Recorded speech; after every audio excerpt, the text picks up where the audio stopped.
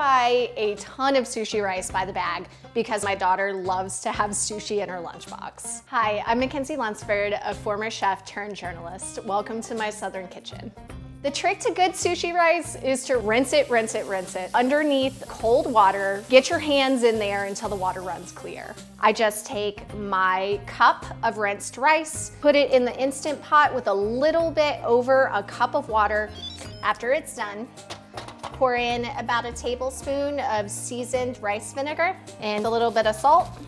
I have just taken 2 pieces of nori and cut them in half to make 4 rectangles.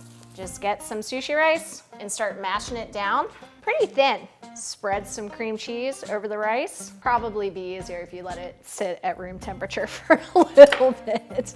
Layer of smoked salmon and then a piece of nori. And then you repeat. Trim the edges. And then you have a perfect little block of sushi to cut into nice little squares. Lunchbox sushi. Sign up for the Southern Kitchen newsletter to get more great recipes and hear from me straight in your inbox every week.